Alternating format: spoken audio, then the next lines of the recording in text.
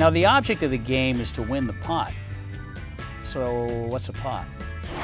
Now, what we would do after we bought the chips, the object of this game is to win the pot.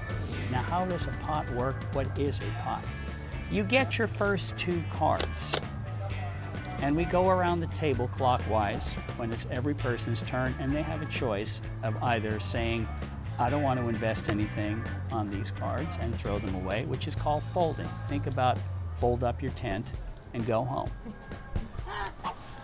Option number 2 would be to call or to actually bet if you were the first person. And bet would mean that, okay, I want to stay, so I'm going to make a bet of the only bet I can make right now, which is 2 chips.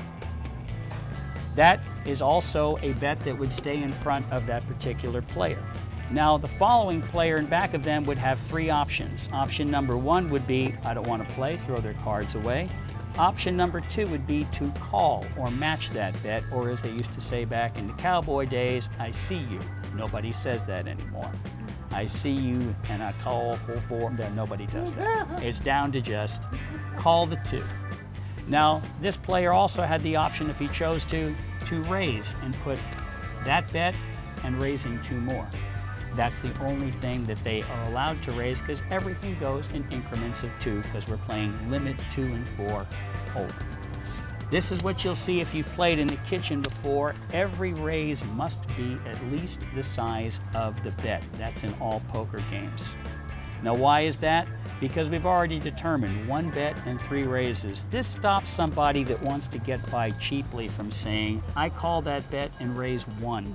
Taking up one of the raises. Now the next person says, I call that 1 and I raise another 1. Now we're shorting the pot, what should have been raised. So if you raise, you must bet the size of the bet.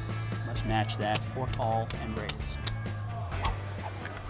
When you put your bets, do you have to have them on like the white bit, or is it just in front of you? Just in front of you, and you'll also notice that that's a good question, because in a casino, it doesn't look anything at all like it does in your kitchen, where a pot becomes a target, and you say, oh, I call.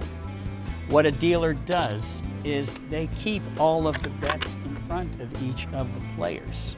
This is what their purpose is to do, so that visually somebody can always tell if somebody has cards in front of them. He has cards in front of him. The lady has cards in front of her. You could easily tell this person has made this play. There's a pot out here. Any dealer in the world or any player who's played before could walk in and see exactly whose turn it was to play. This gentleman, these 2 gentlemen have thrown their hands away. He has called the bet and raised. Now it's up to her. You can visually see what's going on. That breaks down a lot differently than what would you know right now if you were just using the pot as a target. Absolutely nothing as to whose turn it was. These are the things that the dealer does. This is what moves the game at a faster clip than it will in your kitchen. Thank you for watching. I'm Roger Rod, and I'm your poker expert for Professorate.com.